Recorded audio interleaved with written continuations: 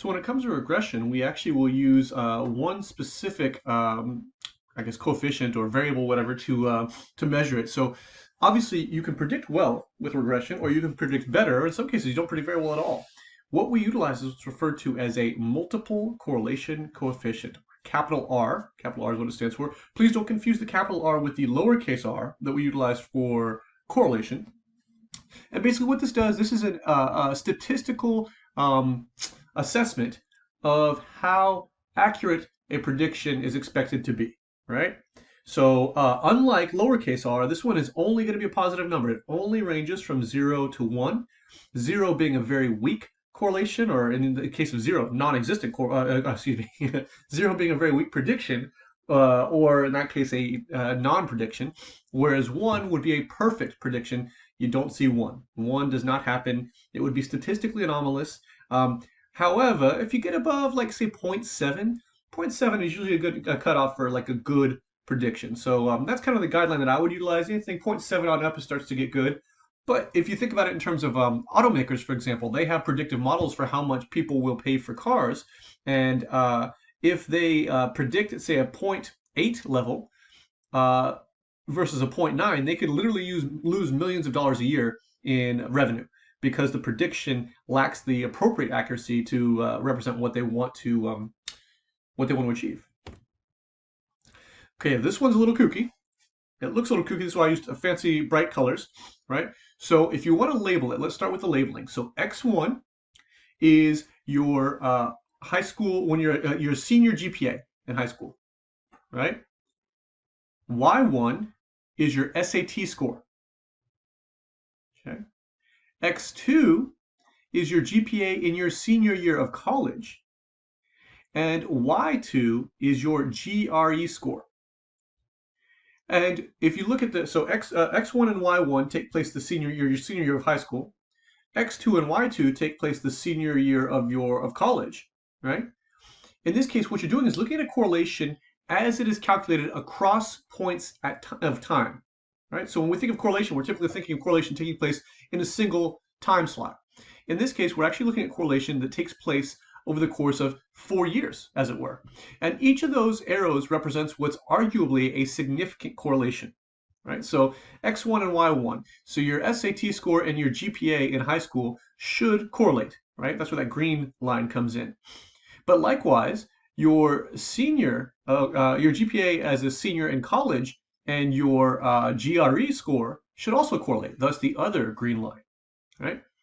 However, where it gets a little kooky is X1, which is your high school GPA, and X2, which is your college GPA, should correlate. So in this case, that blue arrow represents correlation across time.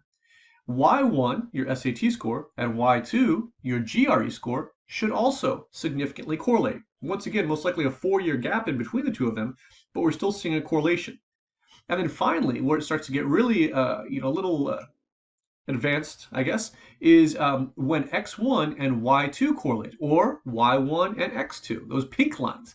Because essentially, not only are we seeing a correlation between disparate pieces of information, but they are also pieces of information that are separated by 4 years of time. But this is the nature of a cross-lag panel design. Essentially, we're looking to see how factors might impact other factors even quite some time later. Structural equation modeling. If you have listened to these lectures and thought to yourself, my God, I would love to have a career doing these sort of things. How might I go about getting a good career in statistics? You need to get good at this.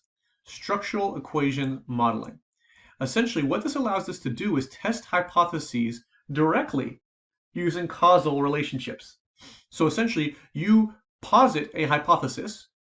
The data, you'll have the data, of course, and the data will tell you how well each hypothesis you put in fits the data that you've provided, right? So in this example, hypothesis A might hypothesize that X causes Y causes Z. But hypothesis B might say X causes Z, which then causes Y, right? So a slight variation of the two hypotheses. What the fit index will do is tell you which hypothesized model fits the data best. Okay, and I should have put the word best at the end of that statement. Fits the data best. So it might come back and say, okay, hypothesis A has a fit index of 0.32, but hypothesis B has a fit index of 0.58. In that case, hypothesis B seems to be more correct. Not necessarily the perfect hypothesis, but better than hypothesis A, which would allow you to reject hypothesis A. And while probably hear the enthusiasm in my voice, this is a fairly recently popularized technique. And the idea that you could directly test a hypothesis by utilizing the data is quite phenomenal, actually, because prior to that, it was more trying to get the data to fit your hypothesis, but not having a statistical measure to do so. So this is pretty legit. What we also might see, another technique which we might use, is going to be nested modeling. In this case, it's also referred to as multi-level modeling. And if you want to think of the Russian dolls there, right, where the littlest doll fits in the next biggest and the next biggest and so on and so forth, and they all fit within the largest doll, that is, in essence, a nested design. So if I was to do an evaluation of a school district, for example, I wouldn't look at the district all together at one time. I would break it down and look at each level of a district. So I'd start at students in individual classrooms, then whole classes, then whole grades, then whole schools, then whole districts. Like so. So each level builds into the next level of analysis. And of course, these levels are all going to be related. So the children, each individual child is going to reflect the classroom is going to reflect the grade's going to reflect the school, and so on and so forth. This is the nature of nested modeling. And once again, it's actually very good, especially if you're doing like a corporate evaluation or a district-wide evaluation. This is going to be a situation where you're looking at multiple levels that all have some degree of dependency on each other, but also some degree of independence, right? So just because you assess the children in a classroom, individual child in a classroom, doesn't mean they reflect the classroom altogether. You get the idea. That very last bullet point is alluding to a riddle that is kind of in line with what we're talking about here. And the riddle is, as I was going to St. Ives, I met a man with 7 wives. Every wife had 7 cats. Every cat had 7 kittens. Kittens, cats, sacks, and wives. How many were going to St. Ives? And the answer is 1, because it starts out as I was going to St. Ives. God knows what's going on with the man and the cats and the women. Who knows? Anyway, I thought it was a good example, but it really seems to have fallen on its face the last few times I've taught it, so I'm taking it out. With this, right, what's the benefit? The benefit is you can actually see how each level is dependent on each other, how they all relate in a dependent way. Right? This also, however, does create some complications in that it might be difficult to separate the impact of certain levels or separate what's going on within certain levels. So, when you're examining individual children, is the problem they're facing the result of the classroom or the result of the grade or result of the school? Or is it a district-wide problem? You see the nature. Because they all depend on each other to some degree, it can create this sort of blurred view of what the variables are doing and how they interact with each other, and you get the idea, all right? What we want to consider is when we examine these, if we're looking, for example, if we were comparing one classroom to another classroom, that would be within a level, right? Within a level, because they're both in the same level. They're classrooms. One classroom versus another classroom. However, if I was to compare one classroom to an entire grade, that would be across, or sometimes referred to as between level comparison, right? Because they're not on the same level. You're making a comparison across levels or between levels. And that's where that terminology comes in. Factor analysis. I do have a special place in my heart for factor analysis. Kind of like always searching for a z variable.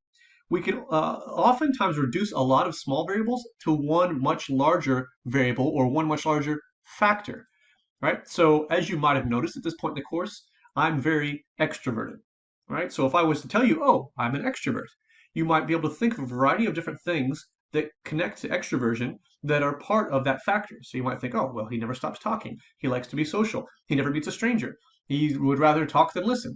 Blah, blah, blah, blah, blah, blah, blah, right? All of those are component variables of the factor of extroversion, right? And what we'll see is there's a high correlation between those individual variables all within that larger factor. So the example I have here is drug use, alcohol use, and criminal record are all connected to the underlying factor of risk-taking behavior. If people are risk takers, they most likely dabble or really go nuts with things like drug use, alcohol use, and criminal record. Okay? So even though they're not directly connected, you could, for example, utilize alcohol and not use drugs, or use both and not have a criminal record. But the underlying factor in all 3 of these is risk-taking behavior. And that's what we're looking at with factor analysis. And what we might see here, so this is actually a factor loading, what's called a factor loading. So if I look at a table like this, right, I'll notice that, okay, well, factors A, B, and C seem to relate to each other, but they don't seem to be related to D and E. However, D and E seem to be related to each other. And what I'm doing is I'm saying, okay, the blue factor, factor 1, connects variables A, B, and C. The purple factor seems to connect to D and E. So A, B, and C, for example, could be drug use, alcohol use, and criminal behavior, right? Variable D and E could be studying and going to church. If you're breaking a lot of laws, drinking a lot, and doing a lot of drugs, you're probably not studying as much as you should, nor are you probably going to church as much as you should. So therefore, factor 1 contains the risk-taking behavior. Factor 2 contains studying and going to church. Separate factors, but that's what this factor analysis allows us to separate. Now I reuse this term, but here we see the factor loadings. This is actually displayed in a slightly different way. So in this case, we could break them into separate subfactors that are unrelated to each other. So factor 1, risk-taking. Factor 2, studying and going to church. Right? So why do we use it? What's the purpose of factor analysis? Threefold. One, it allows us to give an underlying structure to psychological constructs. The DSM, for example, the Diagnostic and Statistical Manual that we utilize as our Bible, lowercase b, of psychology, in this case, it is factor analysis. What they've done is compiled symptoms, variables, right, into a larger factor, which ends up being the diagnosis, right? That is a very important thing. And then also like personality tests, right? And we'll talk about actually point 3.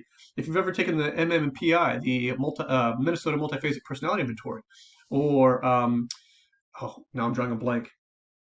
Oh, Myers-Briggs, there we are, Myers-Briggs. The Myers-Briggs and the MMPI both have been developed on the idea of factor analysis, right?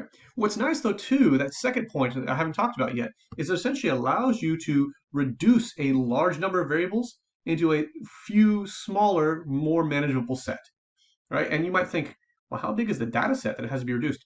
Trust me, some of these data sets have hundreds of variables. And rather than having to deal with analysis of hundreds of variables, you could do a factor analysis and reduce those hundreds of variables down to, say, 5 or 10.